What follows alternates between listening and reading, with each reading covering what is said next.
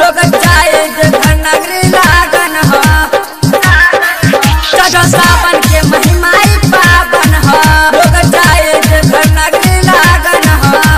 डाक बम जाए कि बोल बम जाए, डाक बम जाए कि बोल बम जाए, बम बम बोल रहा है। का बम लोग और सुनिएगा, दिमाग फेल हो जाए। हाँ बम सुनाइए ना। सावन में भगता चल रहा है कि बाबा के नारा लगा रहा है।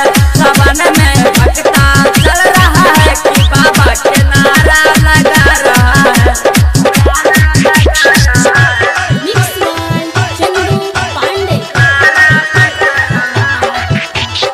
डीजे मिट्ठू राजा पटसोनी।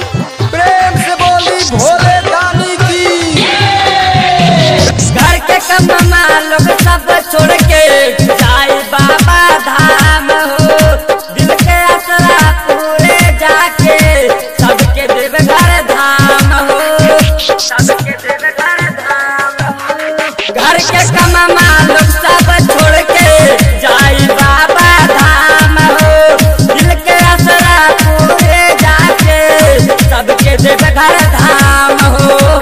सभे तो बम लोग कमर हिला के, सभे तो बम लोग कमर हिला के झूम झूम नाच रहा है। अब बम मजा नहीं आ रहा है, बम गांजा बनाइए ना। हाँ बम लीजिए ना, चिलम धराइए।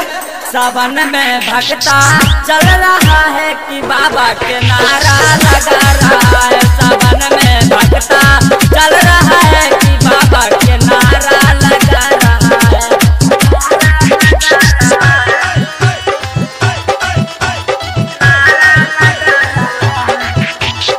डीजे मिट्ठू राजा पटसोनी।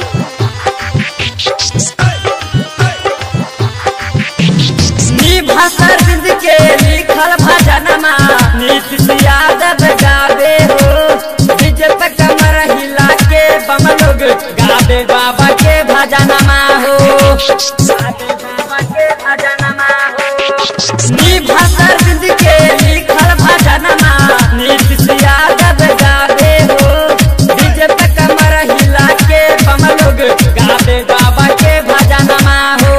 चिलम चढ़ा के बोल बम जाके, चिलम चढ़ा के बोल बम जाके सभे मस्ती में झूम रहा है। सभी कवरियों से अनुरोध है कि अपना अपना लाइन में चले और बाबा का नाम लेते चले। सावन में भगता चल रहा है कि बाबा के नारा लगा रहा है। सावन में